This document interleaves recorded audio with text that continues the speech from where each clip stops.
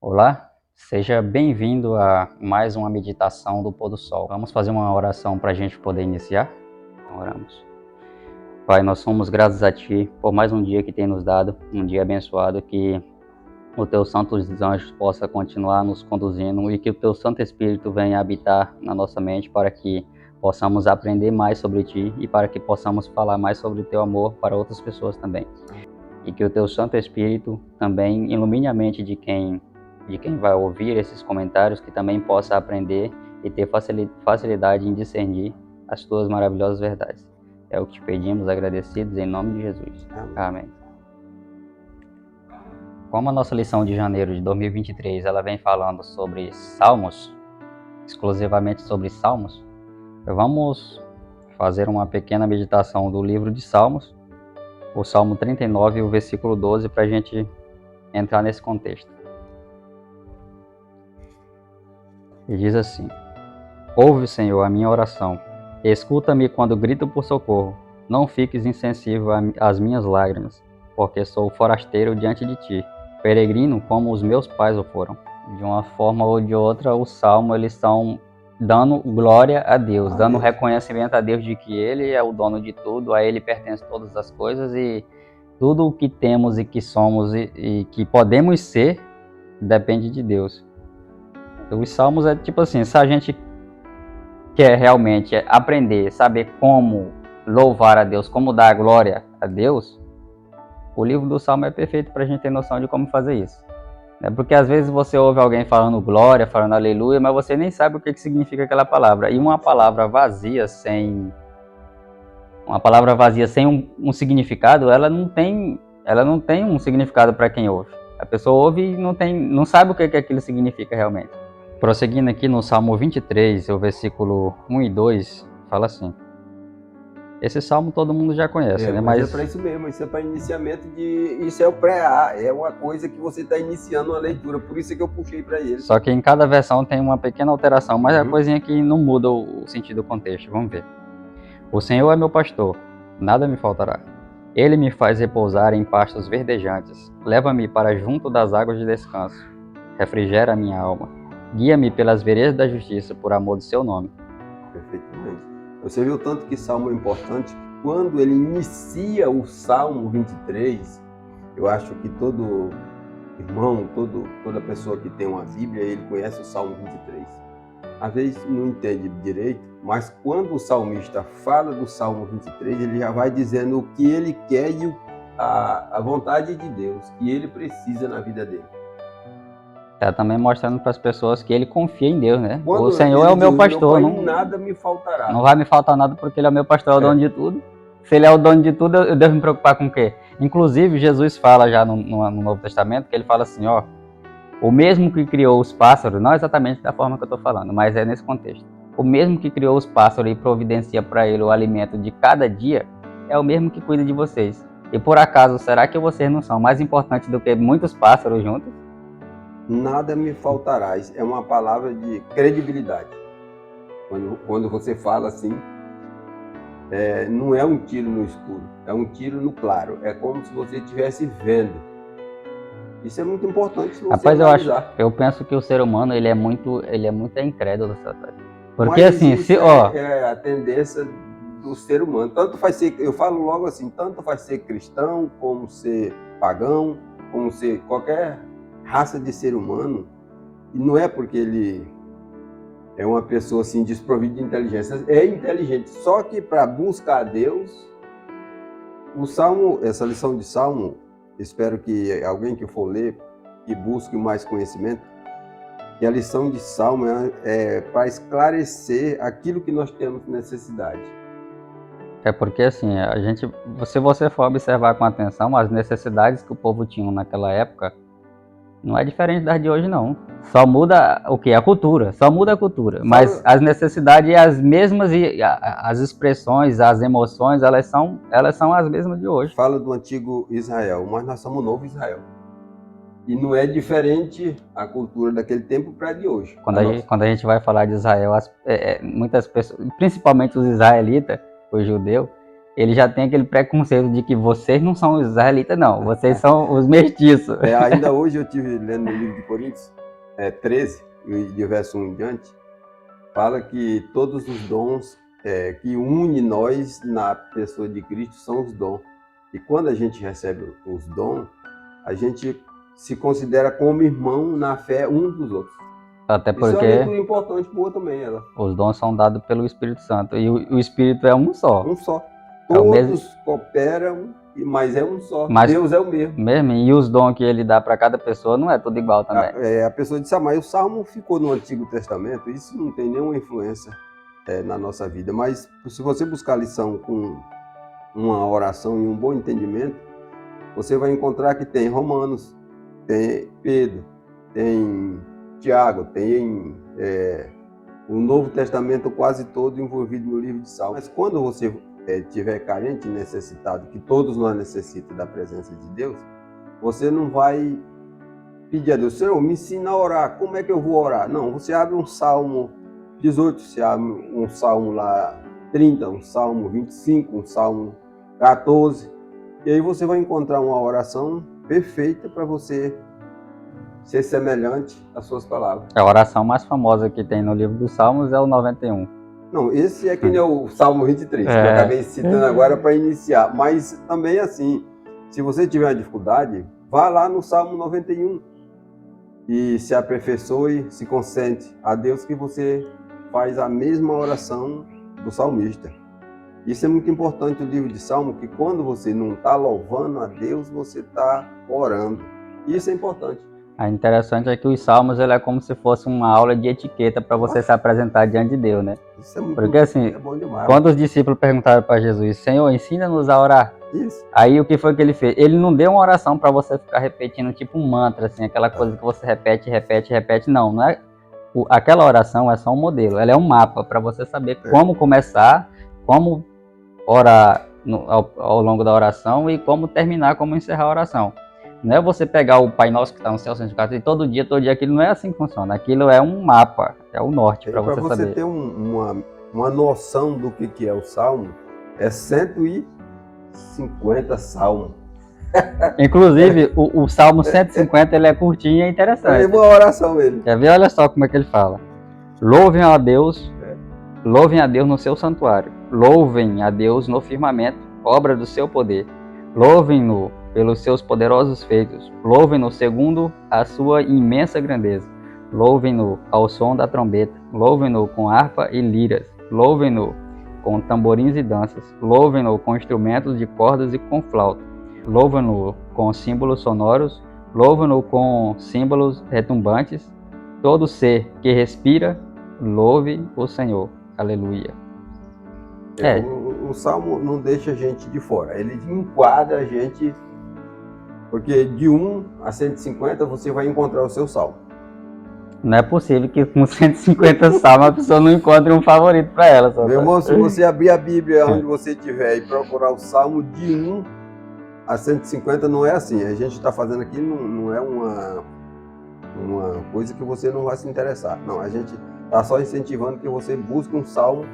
Ah, mas esse Salmo é muito grande. Não, lê um Salmo pequeno e se aperfeiçoe a ele. Até porque, assim, os Salmos, eles não é tanto para a gente buscar compreender o que Deus quer que a gente faça, como a gente viva. Ele é mais uma forma de como a gente se apresentar diante de Deus, se expressar, né? Louvar, adorar Ele de forma que agrade a Ele, porque nem sempre aquilo que a gente pensa e acredita que é o melhor é o que Deus vai aceitar. Ele aceita se tiver de acordo com a vontade dele, se não tiver, até porque o ser humano, ele tem uma carência de pedir. O ser humano vai ter muito salmo bom, entre Salmo 70 em diante, que você vai aprender a agradecer a Deus, porque o ser humano ele é muito carente, ele pede muito, ele só pede. Mas as formas de agradecer você também vai encontrar no livro de Salmo, é muito bom demais, isso é muito importante. Até porque eu penso assim, se as pessoas fossem observar que nós temos mais a agradecer do que a pedir, elas iam observar o seguinte: cada dia que eu acordo é um motivo de agradecimento, porque tem muitas pessoas que elas não acordaram. Não. Para você acordar é necessário que o Espírito de Deus desperte você. Se ele não despertar, você vai ficar em coma para sempre. Já é um motivo para agradecer a Deus. Depois, você respira, o ar que você respira, você só respira porque Deus permite. O ar que a gente respira, inclusive, a expressão para o Espírito, uma das expressões para o Espírito Santo é fôlego de vida, né? Fôlego de vida. É o que a gente respira. Então, outro motivo para agradecer a Deus. Ah, mas eu não tenho nada na minha vida, eu sou uma pessoa muito carente, né? Uma pessoa muito pobre. Mas o que acontece? Até em ser pobre é um motivo para a pessoa agradecer a Deus. Porque se ela, por acaso, fosse rica, em muitos dos casos ela se desviaria de Deus. Porque o dinheiro, na Bíblia, é considerado como um senhor. E quando a pessoa tem acesso a muito dinheiro, normalmente, ela deixa Deus de lado e confia só naquilo que ela pode adquirir com dinheiro e acaba se desviando do caminho de Deus. Então, se a pessoa é pobre, agradeça a Deus por isso também. Nem sempre a pessoa ter pouco é uma desvantagem, porque Deus conhece a mente de cada pessoa e Ele sabe que se essa pessoa que tem pouco, ela tivesse muito, ela se afastaria de Deus. Inclusive, se a gente for buscar testemunho de pessoas, você acaba vendo pessoas que antes eram humildes, tinham pouca condição financeira, e depois que alcançaram grandes fortunas, elas ficaram arrogantes, ficaram pessoas que... o contrário do que Deus pede, porque Deus fala que se você pode ter tudo, pode ganhar o mundo inteiro, pode dar até o seu próprio corpo para ser queimado, mas se você não tiver amor, você perdeu todo o seu tempo. Então, primeiro, a pessoa que ama o próximo e a Deus, ela não vai acumular dinheiro. Por que não acumula? Porque esse dinheiro que Deus abençoou essa pessoa, ela vai utilizar para abençoar os outros ao seu redor que estão menos favorecidos. É uma bênção para ser compartilhada. Por isso ele não acumula.